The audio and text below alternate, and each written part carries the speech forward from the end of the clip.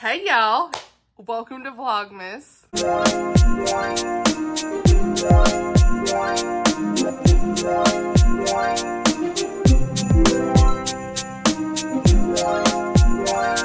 Alright y'all, today is the November wrap up of all the books I read in November, and I'm filming this actually on Friday night. Talk about down to the wire, so you're seeing more of a real-time me. I am so excited about all of the videos that are planned for this month. There is going to be, for logistic purposes, let's go ahead and get this out the way. There's going to be a video, in case you missed it, every other day leading up to Christmas. So there are going to be 12 videos. I actually only have 2 videos to film for this month. I am so excited. I have everything pre-filmed. Started in September, you guys. What? September, October. So you're going to see mostly past me from 2 months ago with a lot of these videos. We have some fun book tags, have a Q&A, most anticipated releases. All of the good things are going to be coming out. Winter TBR. Winter book regs, all the fun things are going to be happening. Decorating for Christmas, I'm just trying to think, and a special surprise early on. So I'm really excited to share all of the good content with you guys. I did do Vlogmas the last 2 years here on my channel. I will link both of those playlists down below in the comments in the description if you want to check that out. I had 24 videos last year. It was such a big undertaking for me that your girl had to take a step back and go back to the 12 days like we did the first year. But if you missed a lot of that content, please feel free to go check that out from last year. Last year, I did a devotional in the beginning, and me and Blake opened up some fun advent calendars. Not necessarily doing that this year. Blake's actually not in any of the Vlogmas content this time, unfortunately, but he will be making a comeback in January, you guys. He will be picking out 25 books for me to read in 2025.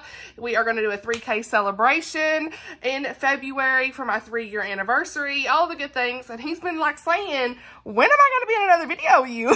So he is ready to come back on the channel and all the fun things there. So I just hope all that stuff covered all the logistics.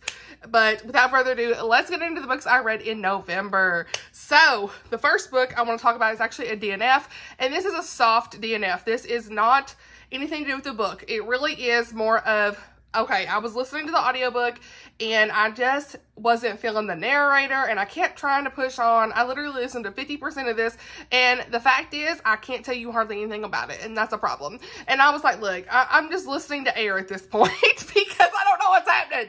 So it was like filler noise. I don't know. It's like my brain wasn't computing what was happening.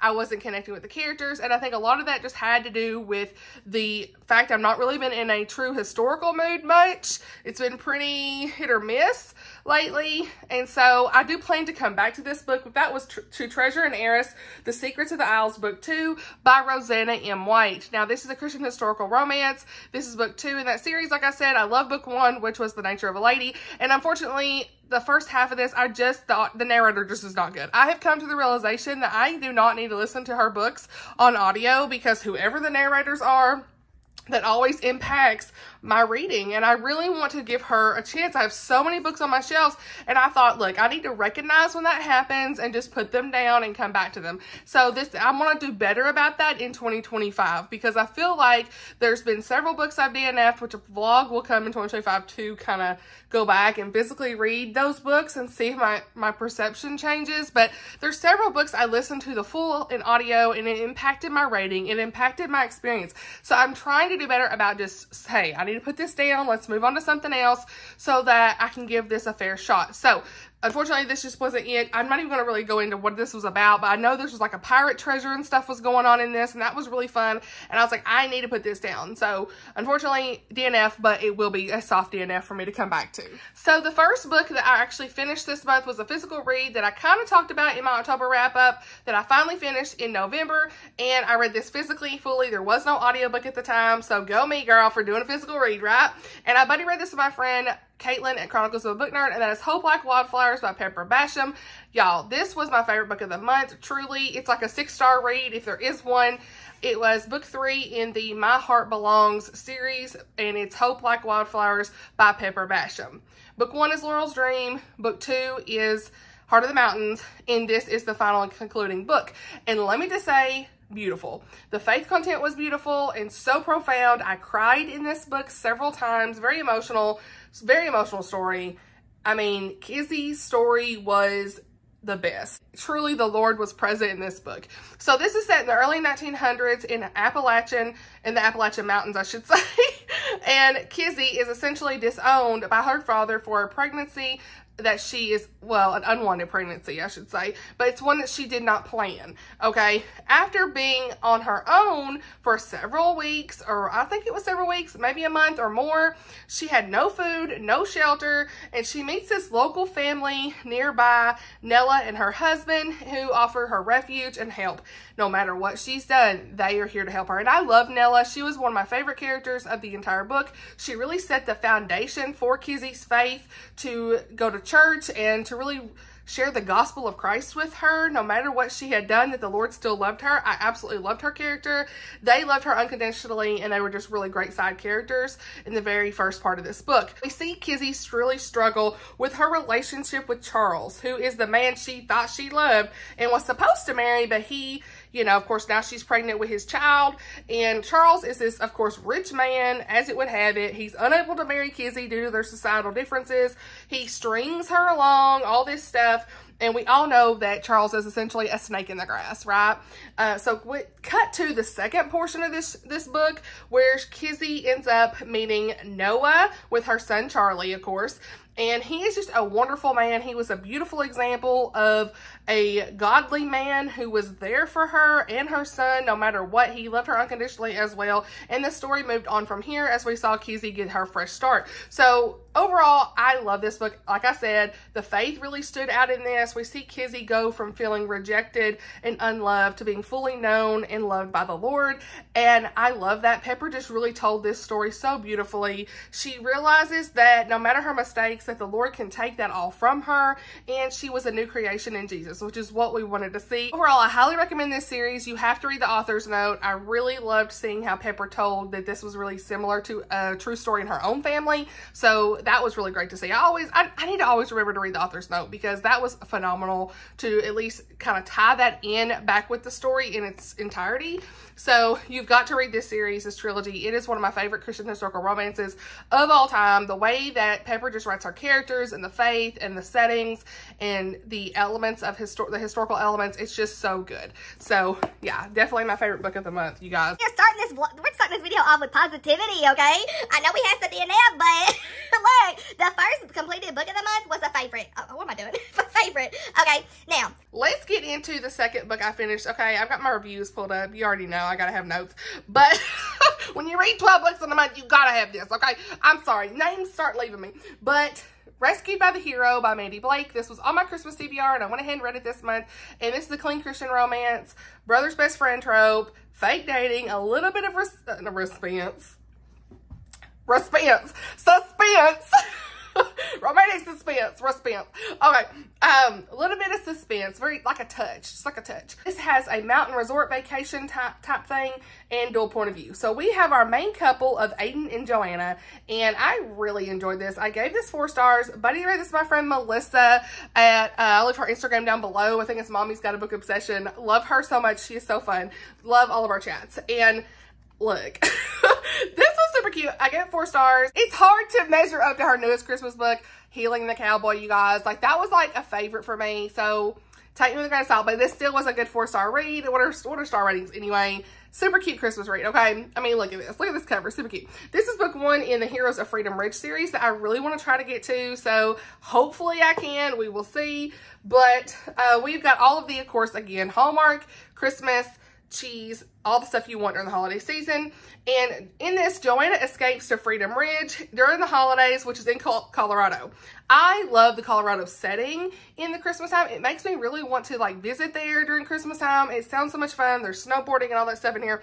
So they're in a ski resort. She runs into her brother's best friend, which is Aiden, and they instantly hit it off. You already know. A little bit of quick relationship stuff, but they already had like a relationship established, which I like as the brother's best friend trope. Like, they already knew each other, right? So yeah, anyway, trouble arrives in Freedom Ridge with Joanna's crazy stalker co-worker Keith, And he follows her to town. Look, Keith was weird. Me and Melissa was like, look here, he is crazy. So he literally follows her there, and we're like, go, boy, bye, what are you doing? So anyway, he has been interested in her for a while. She's been denying his advances. And because of all the unwanted attention, of course, as it would have it in a fake dating story, all the unwanted attention with Keith, Joanna asked Aiden to pretend to be her boyfriend. The fake dating turns into real feelings. You know the drill. So Lotus did. The only thing that really wasn't a favorite for me was like Joanna's brother, Zach. He's not really into this whole relationship with them. He was so against it, but he was okay with her like hanging out with Keith and didn't really want to believe some of the bad things there. He didn't take it as serious as he should have because he was literally like a stalker guy. That bothered me a little bit, but overall, I still love this book. 4 stars, super cute romance. Like the romance, the guy was great. He's rescued by the hero means there's going to be a rescue in this. Love that. Super cute. Gotta read it. Okay, you gotta read it. You gotta read Mandi's Christmas books. Okay, I do have 2 of her other ones on my Christmas TBR. Hopefully, I can get to them. We'll see kind of where everything leads this month. Okay, I'm literally mood reading in December. Which, P.S. Let's pump the brakes real quick. Let's pump the brakes. I meant to say this is the logistics part and I forgot. There is a really great readathon happening in the month of December that I helped with the graphics for. I actually was not able to co-host. I had to back out of that just because I had so much on my plate and take a break, which that's fine. Do that when you need to, y'all. But I am going to be participating in this, and I'm so excited. It is the Tinsel and Tales Readathon. I will link the description down below, link in the description down below, I should say.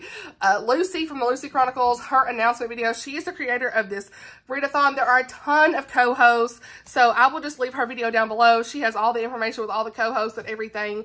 Most of the people from Christian BookTube you already know, so I'm really excited to be participating in that, but I forgot to mention that in the beginning. Sorry, sidebar. But yeah, I will be doing that. So since I didn't do it like an official TBR for December, I'm just pulling from my Christmas TBR. Yeah, I wanted to mention, hey, that readathon is happening. I did already share it in my community tab, but I'm just reminding you guys. The prompts are super cute. Okay, now, back into the wrap up. Okay, sorry, I probably should have, but if I didn't say it right now, honey, I was gonna forget. All right, so the next book was one I already read, my friend Lauren, and she has a channel down below. Her channel was Finding a Voice, but she changed her name to Intuitive Reading. So I think it's Intuitive Reading. Either way, please check out her channel. I've been sharing a lot of her stuff in the community tab. Love her content so far. She did a fun vlog and all these good things, so looking forward to more from her. But I've been talking to her for like a year, and she finally made a channel. Yes, girl, we love to see it. But she reads a lot like me and everything. And so we're always buddy reading a book, okay? We got one already planned for January. What? So anyway, and that is The Heir by Kiera. Now, me and her both was kind of the same with this. She's talked about it on her channel a little bit. I don't even have a full review. Literally, all I can say is this missed the mark. Like, this is book 4 in the selection series. I really just didn't care about the girl in this. She was so annoying and entitled and just... what? Like, I didn't connect with them like I did with, you know, the couple, I almost said the names, with her parents from the first 3 books. Like, I just really didn't connect with her in here. She was just so insufferable, honestly. No, I just didn't care anymore. So, this will be in the unhaul pile. Unfortunately, I gave this, like, 2.5. Did I put 2 stars? I don't even know. I didn't put it here. Either way, I want to say it was like 2.5. Anyway, I'm being generous. I just didn't care. The content's fine. There's no explicit scenes. It's a clean romance, mild language, that kind of stuff. And I mean very, very mild language, or maybe a couple words. But like, she was so self-absorbed. I was like, girl, move on. But basically, you repeat the selection with her, which is the heir of the parents from the whole selection trilogy, from the ones who end up together. And she has her own thing of like having to pick her guy. Okay, she's repeating the selection that happens. It's like the contest of like a bachelorette type thing for her. And at that point, like I don't even know. I just finished it because of the buddy read. I was like, girl, I'm just finishing it for you. So anyway, I think Lauren gave it like a 3-star. Me and her both were just like annoyed by it. So yeah, unfortunately, this was a miss big time. So I don't think I'm definitely not going to read the 5th book in the series because I just don't care at this point. But the first 3 books were fun. I really enjoyed them, but now it's just kind of whatever. Now, going into a nonfiction book I had for this month, it was Adorning the Dark by Andrew Peterson. This was a read-along with Krista at Books and Jams and several other ladies. I didn't get to really watch their live streams. Life was so crazy in November. I missed all the live streams. I'm sorry, sisters, but I know they probably had some good conversations. But from what I gather, everybody was probably kind of middle of the road with this as well. And you know what's funny is when I first finished this, I was like, okay, 4 stars. I need to sit with some books a little bit longer before I rate them. Because honestly, this is more like a 3.5 than a straight 4. But I was being generous. I really enjoyed the audiobook. But like, there were parts I tuned out.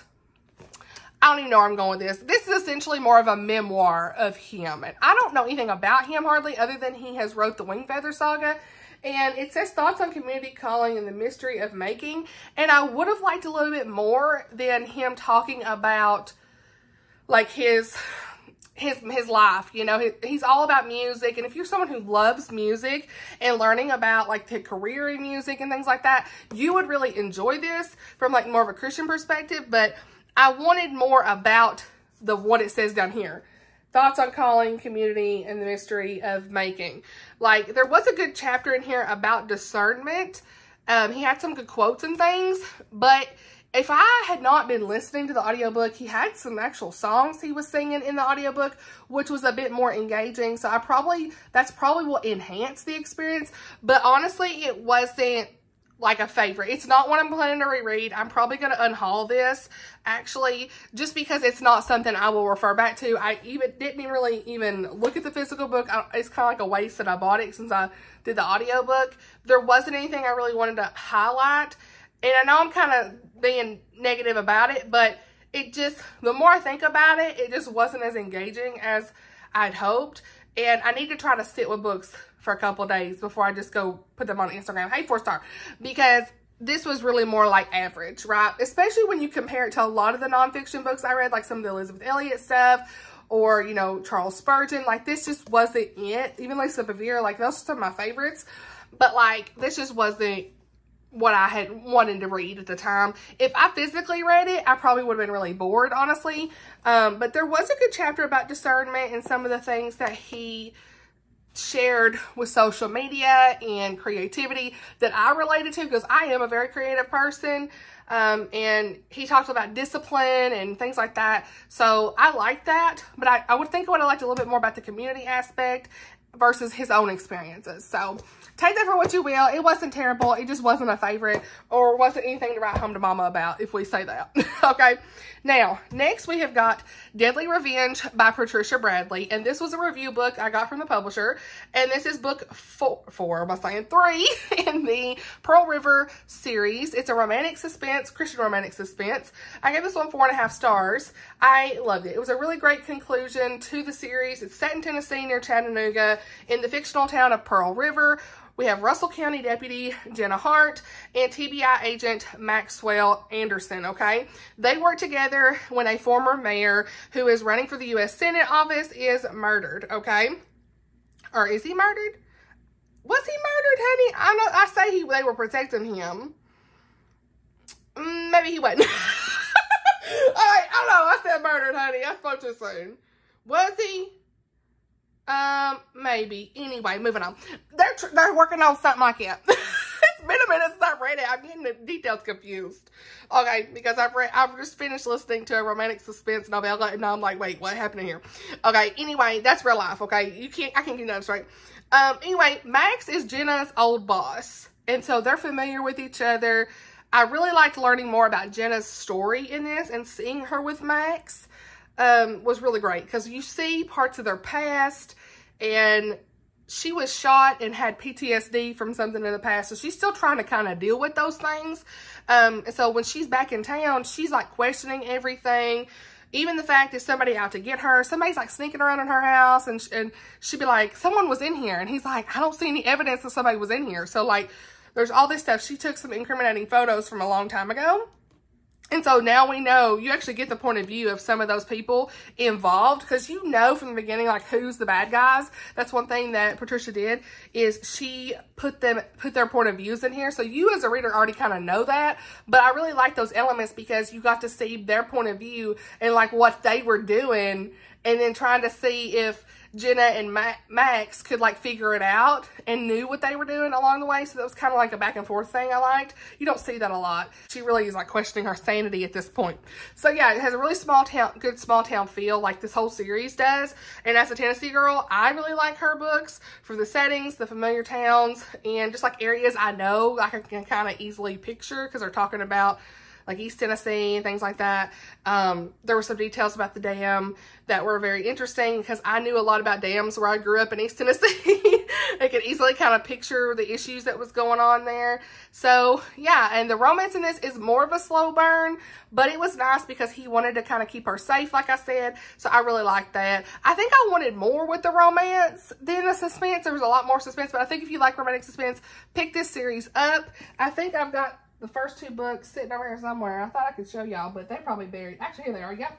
So the first book is, you should really start in order in my opinion, but Counterattack. And then book 2 is Fatal Witness.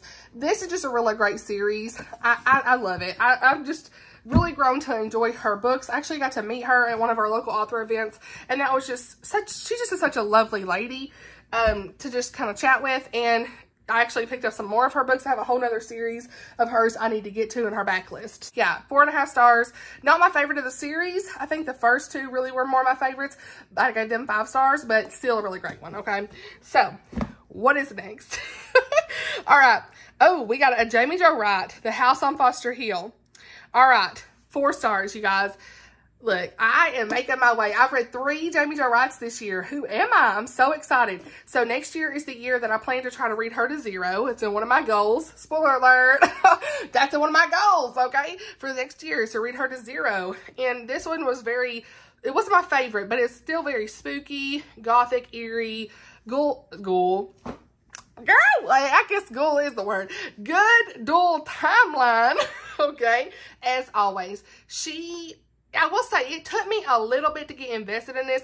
I forgot to say, I buddy read this also with Lauren. And me and her both was like, wait, what's going on? Me and her both had to restart the audio with this. So that was like, and I almost DNF. I almost did, y'all. But I said, wait, let me just keep restarting and start over. Because, you know, it's one of those, like, when you start an audiobook, sometimes if you're not really listening, you're like, okay, I just need to go back and restart. That's what I had to do. So chapter 10 or so is when I was really invested in this, and the actual house on Foster Hill itself. She is so good about making like the actual thing, like the house on Foster Hill, the actual house itself. Or, okay, here we go. Or like, what is it? The Withers Farm, right? We got a farm. Or the Barlow Theater, or the Castle Moreau. Like, the actual location of what we're talking about here, like a character in itself. I love that. Like, it's just so alive to me, okay? So, anyway, like I said, we follow, in this one, in Jaime Jo fashion, we're following two timelines, 2 ladies, Kane and Ivy. And it was hard because, honestly, I think the other thing is, like, in the narration, they both had like the same narrator, and sometimes in these others I've seen them use different narrators, and that helps me as an audiobook listener. But I don't know if they really had a different enough voice, like tone, or like even what's going on for me to differentiate the timeline. I had to really think about that sometimes.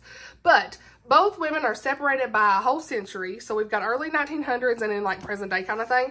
As usual, that's kind of what she does a lot of times. One of them will be the present day and the other timeline will be like 100 years ago kind of thing or more. And so I have to look at my notes because I'm going to get this confused.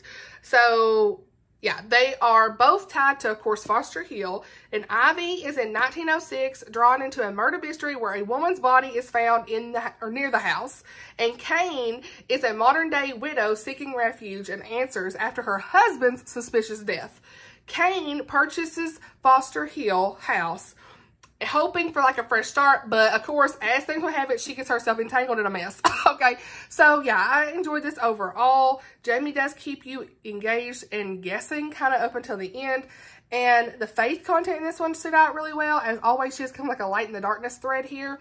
So yeah, I'm really glad I read this. There is some content warnings I'm going to mention for this specifically, and I actually pulled it in my review from another Goodreads reviewer because she said it so well. I was like, I can't reinvent the wheel here. I'm not going to. And I linked her review.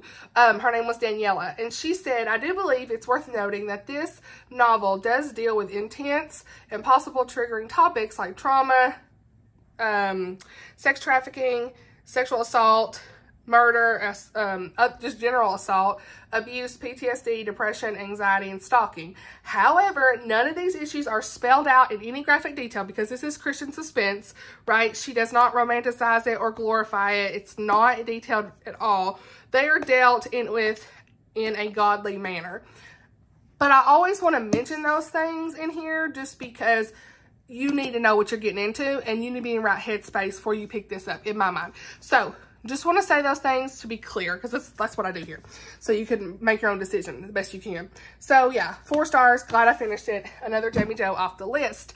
Now, next book I picked up was one I don't physically own. It's a Christmas book. We're moving on to more happier things, right?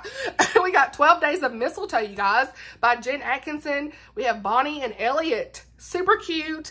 I gave this 4 stars. I'm so glad I read it. This was one I read on like a launch team in a way. It was like for honest review from the author. So I had an ebook copy. So I didn't have an audiobook. Another one I physically read right on my Kindle. Enemies to lovers, fake dating, cute, clean Christmas romance, lots of holiday spirit, apartment neighbors, an awesome meddling grandmother. Loved her, honey. She was so fun. Anxiety and service animals are represented in this. So super cute. I did a whole graphic. I have my review. Of course, it's on my blog.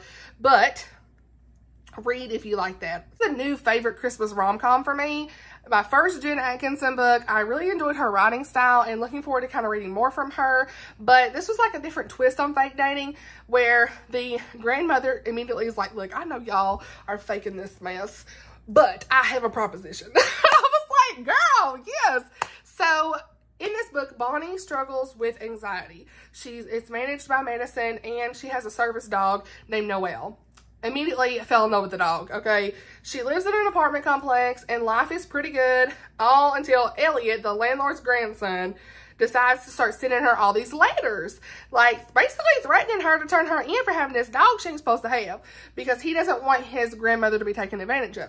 Bonnie decides to go down there and talk to Elliot in his apartment, and his family is there, and they're kind of having like a little get-together and having all these fun and grand announcements, and he ends up saying right before she gets there that he actually has somebody he's seeing, but he don't, because he wants them to think that he does. And you know what's gonna happen. As soon as she pops up, they're like, oh, she's here. And he's like, oh no, she's not. So it's Bonnie, and they have to kind of fake date in front of his family. Well, or pretend they're dating. And it's so obvious to the grandmother. So what's fun is the grandmother wasn't behind the whole thing. And she meddles in and says, look, y'all need to really date for real for 12 days. Okay, that's what her rule was.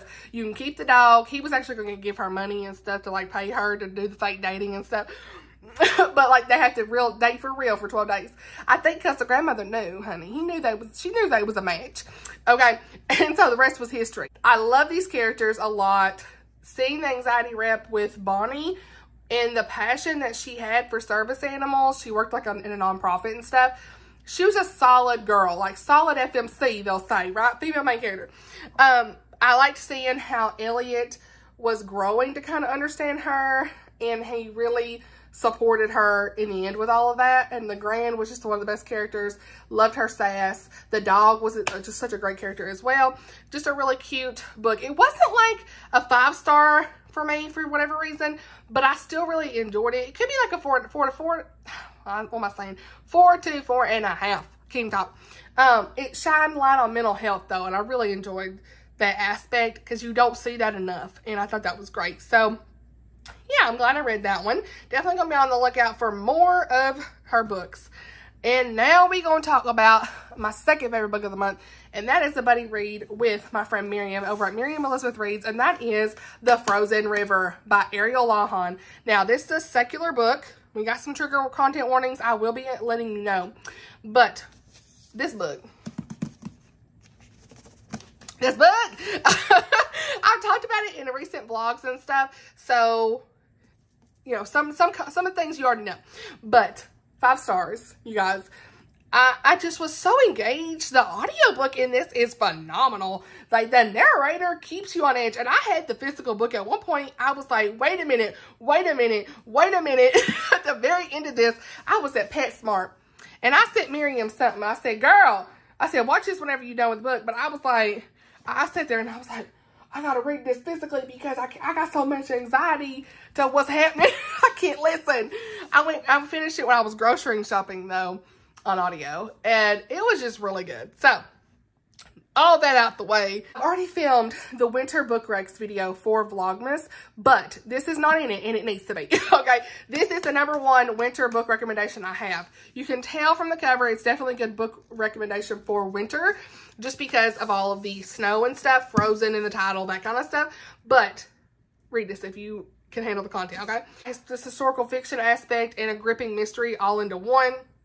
This shines light on a real person in history that I did not even know anything about, and that is Martha Ballard, okay? So she was an 18th century midwife whose diary remains one of the most detailed records, you guys, of early American life. Like, she details a lot of her midwife things that have happened, I guess, in her career. And this story really plunges you into this icy backdrop of Maine, and you're in winter 1789. It feels like a cold, like you feel cold reading this. Like, it's so much. There's themes of justice, resilience, the power of a woman's voice during this time when society really preferred to keep them quiet. Okay, like, she really reminds me, and I'll say this, okay?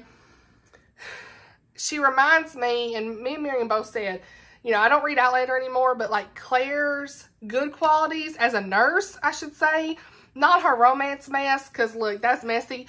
But like her qualities as a nurse in the 1700s, as a strong female, you know, in a male-dominated career back then. It had all her herbs and like natural things that she was doing to help these women.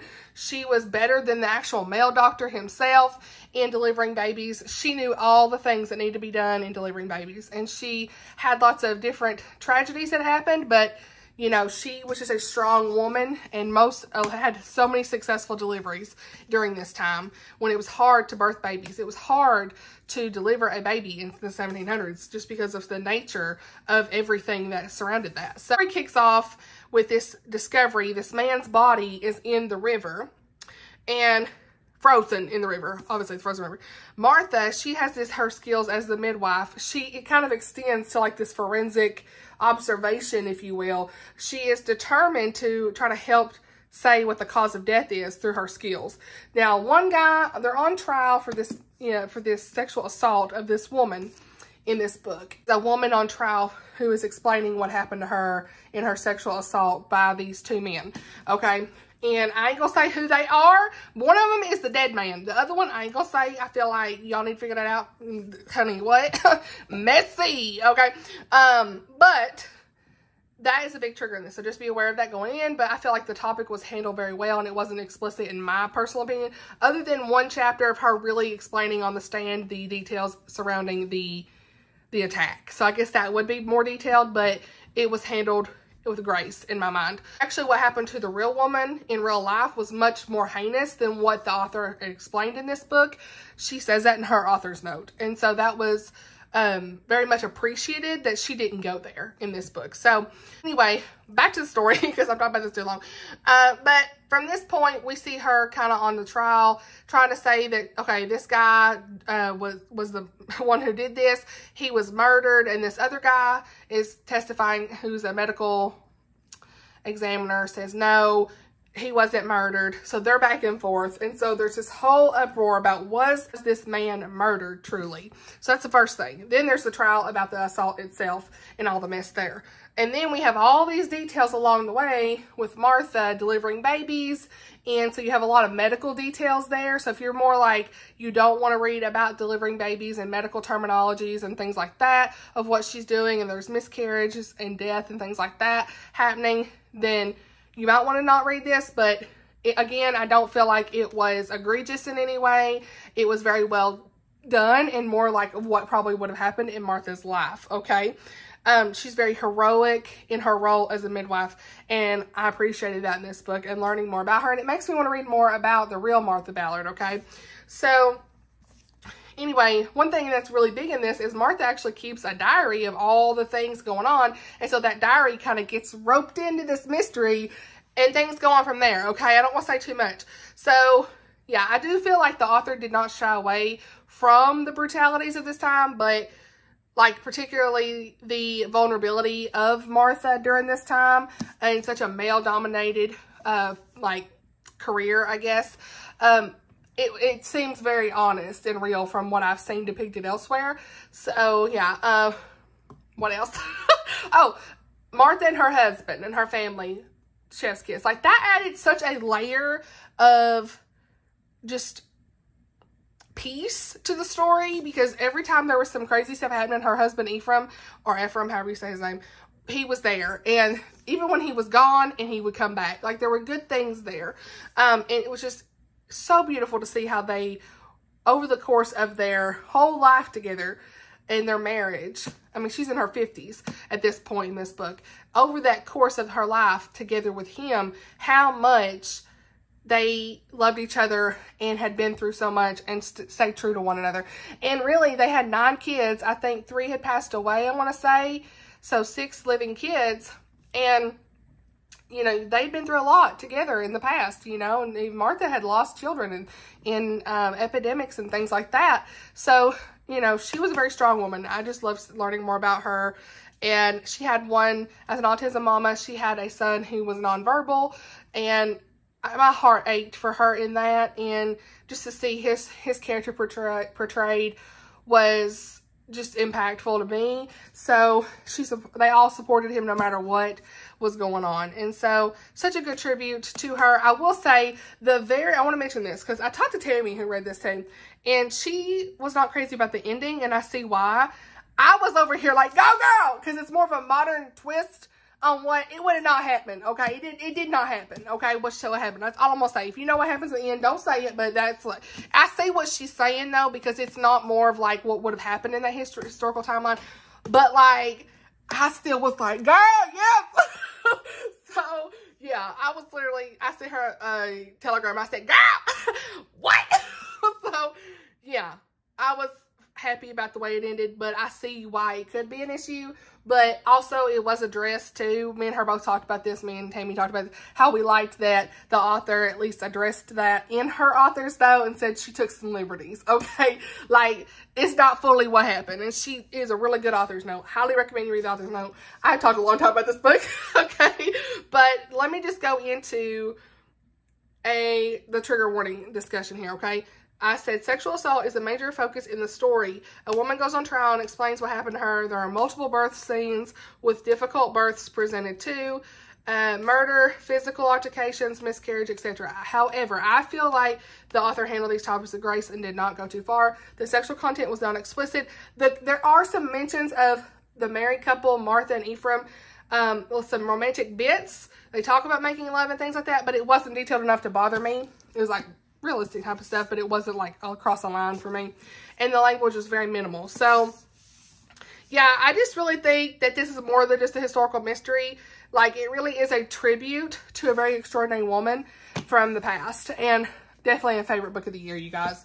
So wow, this is again why I read a lot of secular books still, because you can find these hidden gems of just really good stories that make you learn, you know, about these real people and history and all that stuff. All right. Woo! Sorry, was that 10 minutes? Probably. Another 5-star book I had this month was The Queen's Cook by Tessa. Afshar. This is one I had to read and review from the publisher, and I'm so glad I did. You guys, another good Tessa Afshar. Like, she just can't do no wrong for me, okay? This is biblical fiction, all about this woman named Roxana, who is a cook in the Queen's court, Esther. Esther is the queen. And I really enjoyed this, you guys. It's like a 5-star. I said this before, but I don't feel like this is like a Land of Silence 5-star or Favorite of the Year 5-star, but it still is a 5-star book, if that makes sense. I don't have anything wrong with it. It just wasn't on an emotional, make me cry level like Land of Silence was, but it's still wonderful, okay? So I think Tessa really is the master of biblical fiction. Tosca too. Those are my top two. Okay, this is about Roxana, who is the daughter of an once privileged Persian lord. He's now impoverished. He has lots of debts and stuff. And so she is working in Queen Esther's kitchens. And so in this story, we see her very determined to try to help pay her father's debts and all this stuff. So she seeks out Aiden, another Aiden name, but it's spelled A-D-I-N versus like A-I-D-E-N or something like we would spell today. And so anyway, so she is with him trying to help her find, he's trying to help her find work. He sees the need and he helps get her this position. And so she is guided by Esther in this a lot. You see some points of view from Esther, which I really enjoyed. And so Roxana is navigating through these different prejudices in palace politics, and she's deepening her bond with Aiden, which I really enjoyed, like the romance of them, especially like at the beginning. It was really nice to see them kind of talking and getting to know one another very well. And so Roxana ends up starting going up in the kitchen ranks. She and Aiden find this plot who is targeting a mysteries, I don't know how you say her name, but the king's most powerful wife and the queen's archenemy. So they figure all this stuff out, and things start to be going on from here with the plot. So yeah, this had a really good like historical setting. Of course, we have ancient Persia. The food descriptions, like I was thinking about Christy with this. I was like, girl, you're gonna love this book because it's got all the meat descriptions. Okay, it's got all the food details. Chef's kiss. Loved all the food and cooking. So this would really be great for my video that I just did recently. I will link it if you've not seen it, about book recs with food or cooking. Yes, this is it. Chef, the Queen's cook, okay? But yeah, so I really enjoyed those aspects. So good. And the relationship with Aiden and Roxana, very well developed. More slow burn in a way, but it was great to see them working together. Aiden was just a really great guy. Like, I just really liked his character. And he really inspires Roxana to trust in God. And I loved seeing her faith journey in this. So, yeah, and then seeing, like, Roxana and Esther's friendship develop, beautiful. So, highly recommend. Definitely read it. If you're looking for something about Esther and all that stuff, definitely read this. It actually made me go read Esther in my Bible to refresh my memory because I could not remember a lot about the story. It'd been several years since I'd read it. It's not one I read a lot. So I was like, I need to go back and read this. And I'm glad I did.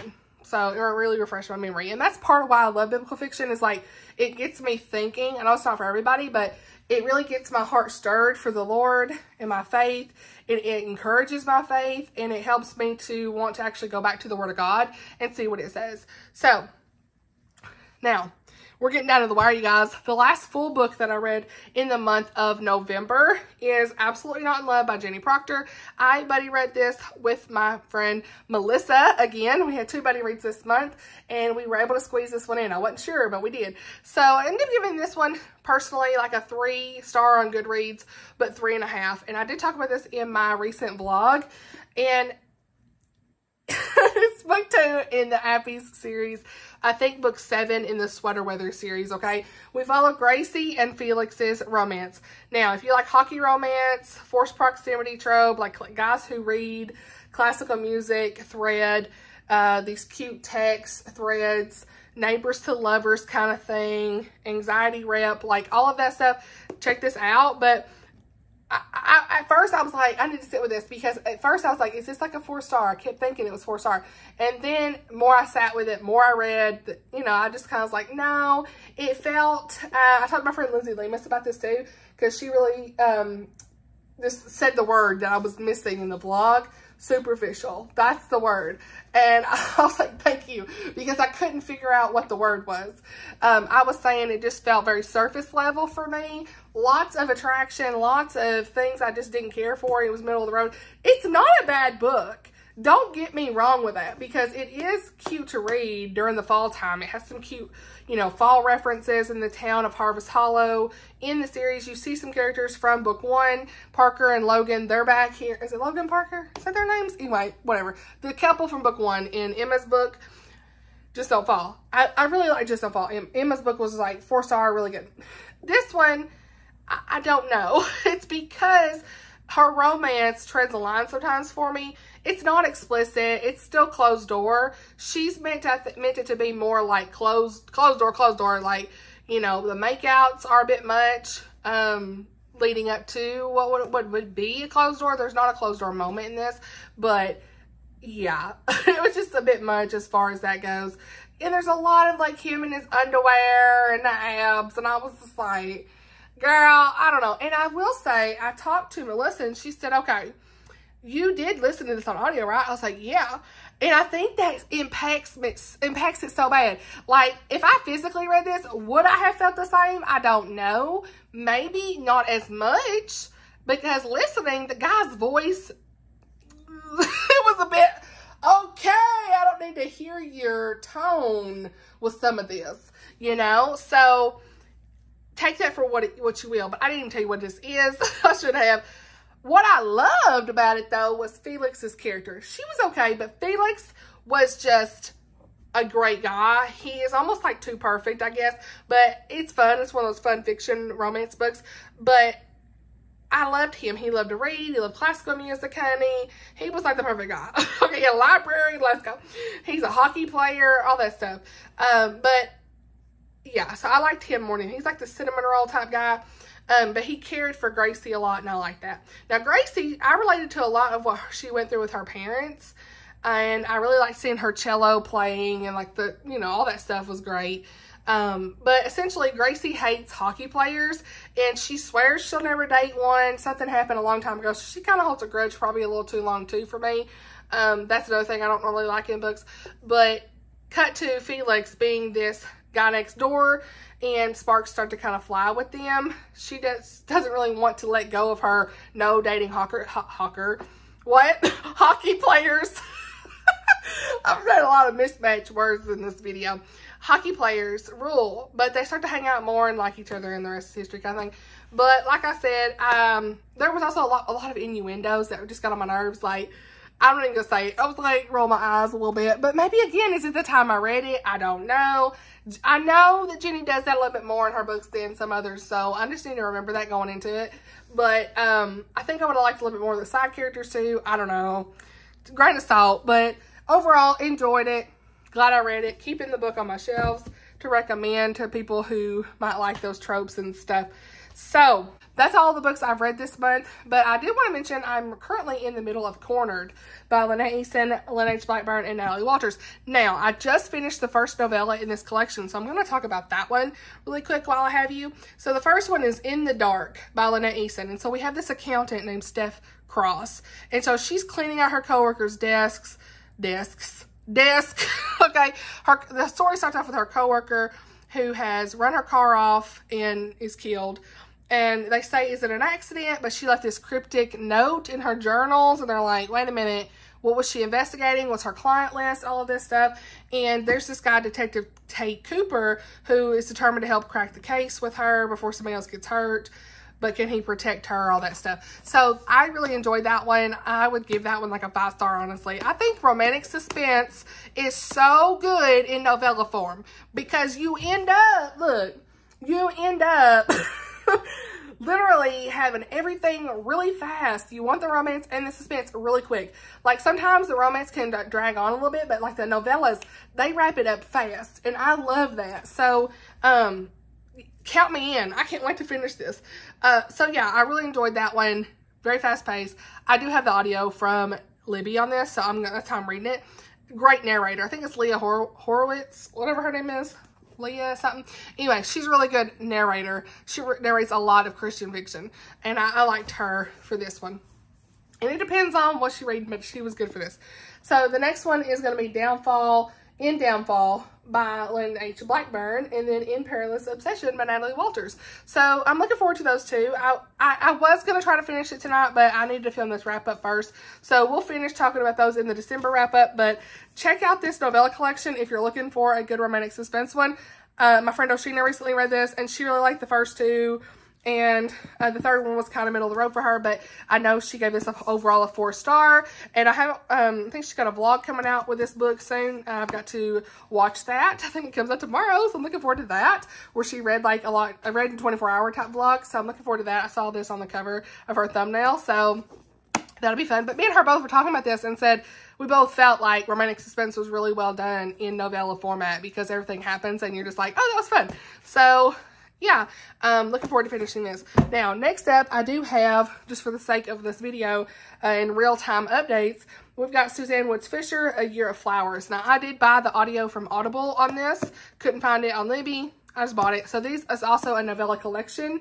Very short audiobook, so I'm looking forward to it. But you've got An Apology in Bloom, A Banquet of Dreams, A Field of Beauty, and A Future in Blossom. And this says 3 former friends have found success at work, but love remains elusive. So yeah, I'll probably try to read that this weekend too. I got one more day. Okay, so we'll see kind of where I get into or what I get into. Yeah, looking forward to all the Christmas books and everything, the Vlogmas content. In December, I actually don't have a whole lot to film, so December is a big break month for me with no filming. What do you know? I need to catch up on the comments, so sorry if I go a few days and not catch up on y'all's comments. I've got a slew of comments to catch up on today, so hopefully I can do that in this weekend before this video even comes out. Who knows? It's Sunday when this comes out. What? December 1st is on a Sunday, okay?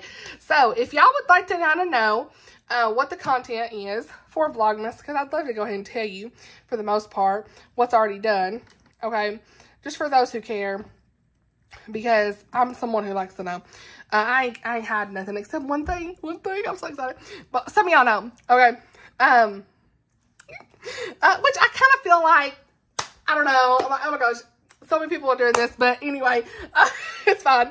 I'm just adding to a pile of chaos, I feel like, but it's okay. We'll talk about that later. You'll see. Okay, so we've got Winter Book Rex, 10 books to read in 2025. That's already filmed. My Winter TBR, Pile of Possibilities. Carol of the Bells book tag. Kind of redid that one from a couple years ago or a year ago. 2025 reading goals and reading journal flip through. That's done. The Christmas Nativity book tag. Resurface that. Do that one again. Oh, I can't say that one. A surprise video. Decorating for Christmas. And then, of course, I did the Q&A. Got to edit that. That's not up yet or anything. I'm just reading what was scheduled. And, of course, this wrap-up. And I might either do a mid-month wrap-up and a Christmas vlog. I don't know yet, but I kind of got to see. That might be too many videos. So, I may not do a mid-month wrap-up. We'll see. I'll either do a mid-month wrap-up or a Christmas reading vlog. We'll see. But I also have the most anticipated spring, winter releases. So, looking forward to editing that. I've already filmed those 2 videos of the Q&A and the most anticipated stuff. So that's kind of what I've got planned, you guys. Looking forward to it. Thank you to everyone who asked questions too. I can't wait for y'all to see that. Honey, the Q&A was literally over an hour filmed. So do I cut it or just leave it? I don't know. I didn't even separate it by topic. My bad. I just went in. So there's that. Y'all might just have an hour video from me, okay? I filmed it last week, so it's a little bit more recent, but it's so crazy. I'm like, oh my gosh, all these videos are forever ago. Hope you enjoy them. Some of them are in Blake's room, off the cuff, me trying to get stuff filmed, and I hope that was okay. I just had to do what I had time for. This time didn't want to be too stressed out, so I've talked a lot. 51 minutes is showing here, and I know I had another clip somewhere else, so this is almost an hour too.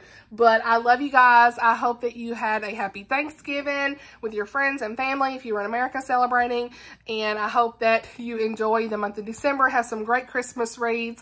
Again, all the things will be linked down in the description, my reviews, the links to the books if they're on Baker Bookhouse, if they're Christian fiction, Amazon, if that's your preference as well. All of that stuff, as always, is in the description. Thank you so much for watching. Enjoy Vlogmas, and I'll see y'all in the next one. Bye, y'all.